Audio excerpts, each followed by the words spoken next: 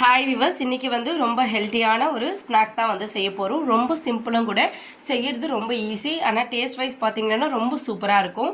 இது வந்து திணை மாவு, அது வந்து ஒரு 1/2 கப் அளவுக்கு எடுத்திருக்கேன். அதே அளவு நாட்டு சர்க்கரை எடுத்துக்கலாம். நாட்டு சர்க்கரை வந்து கொஞ்சம் அதிகமாகவும் எடுத்துக்கலாம், இதை விட நீங்கள் குறைவாகவும் எடுத்துக்கலாம். ஸ்வீட் எப்படி வேணுமோ அந்த அளவு சேர்த்துக்கோங்க. தேன் கொஞ்சமாக எடுத்துக்கலாம். நெய் வந்து ஒரு டேபிள் ஸ்பூன் இருந்தால் போதும். அதுக்கப்புறம் முந்திரி, திராட்சை இதை வந்து நெய்யில் ரோஸ்ட் பண்ணிவிட்டு அதோடு சேர்த்து மிக்ஸ் பண்ணணும். இதோட வந்து பாதாம் இந்த மாதிரி எந்த நட்ஸ்னாலும் சேர்த்துக்கலாம். அடுப்பு ரொம்ப லோ ஃப்ளேமில் தான் இருக்கணும். கொஞ்சம் கூட ஹை ஃப்ளேம்க்கே வந்து போகக்கூடாது. ரொம்ப வெரி லோவாக வச்சுக்கோங்க. வச்சுட்டு இந்த திணை மாவை வந்து ரோஸ்ட் பண்ணி எடுத்துக்கலாம். ஆயில், கீ எதுவுமே சேர்க்க தேவையில்லை. அப்படியே வந்து ரோஸ்ட் பண்ணிக்கலாம். ஒரு 10 செகண்ட் வந்து ரோஸ்ட் பண்ணால் போதும்.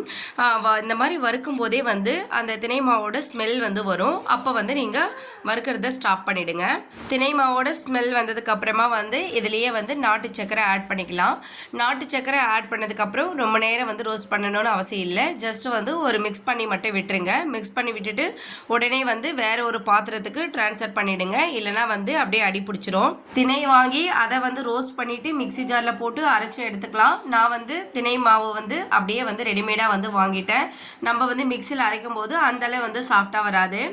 கொஞ்சமாக நெய் விட்டு முந்திரி, திராட்சை இது எல்லாமே வந்து நல்லா வந்து வறுத்தெடுத்து இந்த திணை மாவோடு வந்து கலந்து விட்டுருங்க. ஃபைனலாக வந்து தேன் வந்து ஆட் பண்ணிக்கலாம். நான் வந்து ஒரு 2 டேபிள் ஸ்பூன் அளவுக்கு வந்து தேன் சேர்த்துருக்கேன்.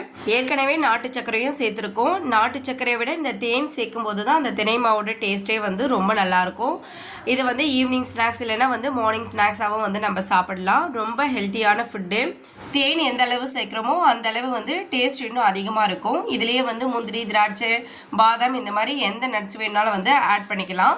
இதுலேயே வெள்ளை பாகு காய்ச்சி ஊற்றி அப்படியே வந்து லட்டு போலவும் செய்யலாம். இது வந்து திணை லட்டு.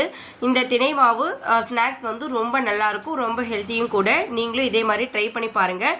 டேஸ்ட் வந்து ரொம்ப நல்லாயிருக்கும். குழந்தைங்களும் வந்து ரொம்ப லைக் பண்ணி சாப்பிடுவாங்க. ட்ரை பண்ணி பார்த்துட்டு எப்படி இருக்குன்னு சொல்லிட்டு கமெண்ட் பண்ணுங்கள். தேங்க்யூ.